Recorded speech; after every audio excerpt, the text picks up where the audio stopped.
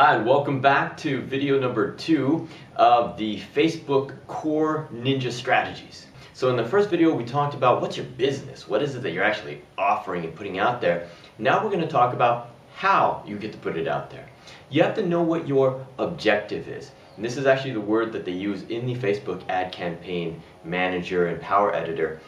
Is what's the objective of your campaign? What are you trying to do and how are you trying to do it? So there's a lot of different things you might be doing. You might be just trying to drive likes to your fan page. Then you would have an objective of a page like campaign. You might be trying to get more people to see your video that you've posted. So then you're going to do a video views campaign. So knowing what your funnel is, what your sales business funnel is, how you're bringing people in and what you're leading them towards, this is very important before you actually set up your campaign. You need to know what's your business, what are you offering, and how are you offering it. So I'm going to talk about, I think, 3 or 4 of the core sales funnels or really objectives that you might use in an ad campaign. Because there's a ton of them. There's ones that are about post engagement, video engagement, app engagement. The ones I believe that you'll probably use the most are going to be 1, clicks to website, and that simply means that your ads are being optimized so that the people who might click on them and who might see them are those who will click the link and go to whatever website or URL you have placed within that ad. There's website conversions. This means that you are looking for an action to be taken on your website. This may be an opt-in, somebody putting in their email and name. It may be them purchasing something. This one requires a tracking pixel. You have to actually have a way of tracking that they've made the action on your website, and that's via a custom tracking code that's placed on your website, normally on the thank you page after they make whatever action that you're asking them to do. The third one I mentioned a moment ago, which is page likes. Now, I know the controversy about fan pages and business pages and the likes on them, and it's true. When they first came out, people went haywire with getting likes, thinking that the more likes you had, the more power you had to actually engage and influence an audience. Somewhat true. Here's the issue.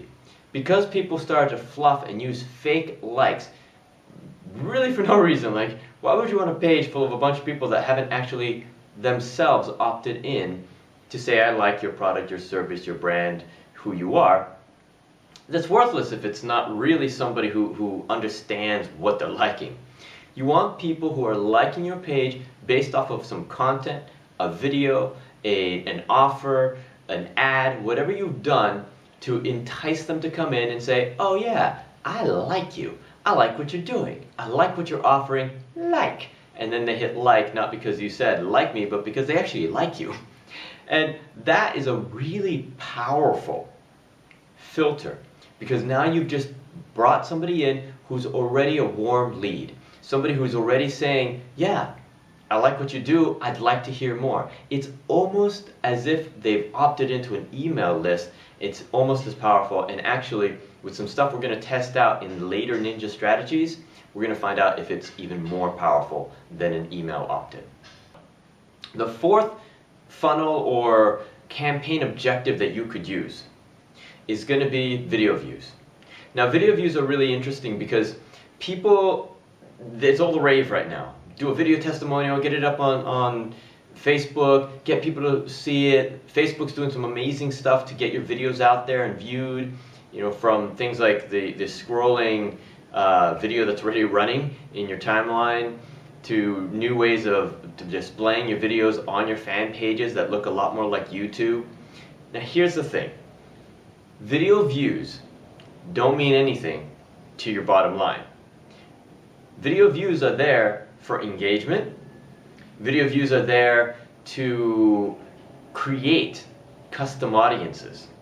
Because if you can look at who's actually watched your video, who watched it all the way through, and then you can create a custom audience to that, you know these are people who are really interested enough in what you're sharing that they're watching an entire video. And we know in today's social media world, people have tiny, short attention spans. Normally, they always say that for any video you post online, no more than 2 minutes long, if it's something that you're just putting out there to a cold audience. Cold audience meaning people that don't know you yet. What I would say on Facebook, 30 seconds. It doesn't mean your video needs to be 30 seconds. It means that you have 30 seconds to grab their attention and get them to stay on that video watching.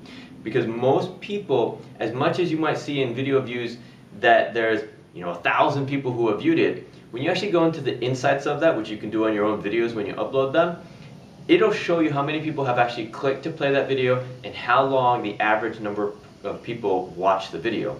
Most of them don't watch more than 30 seconds. And probably maybe 7 to 10% of the people that is showing up as how many have viewed your video actually clicked to watch the video, meaning the rest of them watched it just beginning to autoplay in their timeline, but they didn't get the audio, they didn't actually see the message fully. So there's things to consider when you look at video views and the objective of why you're using it. So quick little reminder on that, and then I'm actually going to leave videos to a whole nother video series later for the mastermind group because it deserves its own thing. When you're doing a campaign whose objective is video views, know that you're doing it for two reasons only. One, engagement of your audience, just to share cool content with them. And two, to build a custom audience out of it. Okay? Let's come back to these other three. First one, the website clicks, or clicks to website. On the clicks to website, the reason that you're creating that is either one, you don't have access to the actual website to put a tracking pixel and you don't have an action you want them to take, maybe an opt-in or an email or something like that. And because of that, you can't put a tracking pixel, which means you can't track conversions. Therefore, you can only track how many people did you send from your ad over to that website. Now, this happens when you're doing affiliate promotions, for instance. You may not have access to the actual page or landing page that the provider, the vendor that you're promoting for has, but you want to know how many people am I sending and what's that costing me per click and all these other metrics to kind of see, is this successful? Now there's little tricks to that, and that again is in another video where I'll be talking more about how to do affiliate promotions with Facebook ad campaigns. But for now, know that the clicks to website campaign objective is there for you to just see how many people did you send to a website or a URL and how much was it costing you. This is a really good one also to use if you just are trying to get brand recognition. Maybe you're sending people to a blog article or something like that. Website conversions objective. This one's different. The website conversions is mostly for full-scale campaigns that you're doing. So let's say you're running a webinar. This is one form of a sales campaign. This is in funnel. This is actually one of the most common ones where you offer something free. Maybe it's directly to the webinar or it's a free ebook with an opt-in to the webinar. The ads that you run on Facebook are leading everybody to a landing page that gets them to sign up for the webinar. The opt-in to the webinar is your conversion. So when it goes to the thank you page saying, thanks for signing up for our webinar, on that page, you have put some code in that lets you know who's actually converted and signed up for your webinar, as far as a percentage and a number. Facebook, by the way, will never give you names. It won't tell you that Frank or Emily or Jane signed up for your webinar. It can't do that because of privacy policies. So what it'll do is it will aggregate the people and the ratios and the numbers, and it'll give you a percentage. That's why all the metrics in Facebook come as percentages. It'll let you know that 3% were converting and that that's costing you this much per conversion, and it's all an average. So there's a bit about looking at the metrics, and that again will be another video, the metrics of how a campaign is run and understanding what they really mean. So website conversions is for you to see two things. One, who clicked over, like how many people did you get to send over to your landing page, and how many of those people converted, and what's it costing you. In the end, what you want to be able to do is from that webinar you're making sales and you have some product pitch or service pitch during your webinar, and in that you're going to find out, okay, this was the total revenue made from this whole campaign. How was that to the cost of my campaign that was running and the ads that were running, and see if it matches up that you actually made a profit or not, and that's how you know if it was a successful campaign. you don't want to actually focus that much on your cost per click or your cost per lead and things like that as you're running the campaign. The overall metric will be, how did the full campaign run? How did the sales at the very end run? How did they compare? Okay? Now, the third one, and this one is page likes.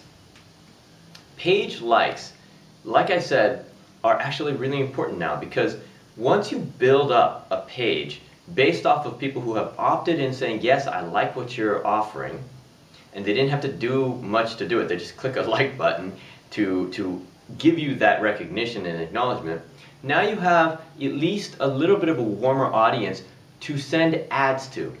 So after you've done a page like campaign with that objective, then you can run maybe a clicks to website or a website conversions campaign that is targeting specifically your fans and friends of your fans. And by doing that, now you're targeting specifically people who have already said, I'm interested. And you target their friends also, because how many of you have had a friend that went to a movie and were like, that was an amazing movie, and then you're like, oh, well, if they liked it, I'll probably like it. So when your friends of your fans get your ad and they see in that ad that you like their page, it's a credibility, it's a social proof that helps them also feel more comfortable to follow, to like, to click on, and to move in the direction that you would like them to move in, so that you can offer and share with them what you get to do. Okay, so overall, here's your task now. Now that you know what your business is about, who you're targeting, how and what you're passionate about offering, you're going to figure out how you want to do that as a sales funnel. Do you want to first build up your brand, build up your page likes, get an engaged and active audience? By the way, as you build up page likes, you must engage them to keep them active in your fan page. Otherwise, you just end up with a bunch of people in there that, they liked you at one point, but then they never heard from you again. So you have that. You have ways of doing it where maybe you're just sending people to a landing page and you're checking out how that runs. Most times this is because you're sending them to content on your website. That content normally has on the sidebar some offers, so you are still hopefully making a profit, along with them reading a blog article or seeing a video on your website. Or you have a website conversion where you're actually doing a full product launch and you're wanting them to make some kind of action, whether it's an opt-in as an email, or signing up for a webinar, or actually buying a product. By the way, one of the other objectives that you can do as a campaign is actually a product catalog, or something where you are doing a direct sale. These are a whole nother animal to work with. This is if you have an e-commerce site, if maybe you create crafts in something, or you have something that you have a shopping cart online of many products that you sell. You'd want to do those kind of things, and then in that you're probably going to do a carousel of ads where it's showing more than one image and more than one product, and it's dynamically finding that. Again, that's all for another video. A lot of these things you get really in depth. Right now in this video, I just want you to get thinking about what kind of campaign do you want to run. Once you know that, then we can choose an objective and we can move further and deeper into that. And that'll come in the next video as we start to introduce you to the actual Power Editor or Ads Manager on Facebook. I'll see you there.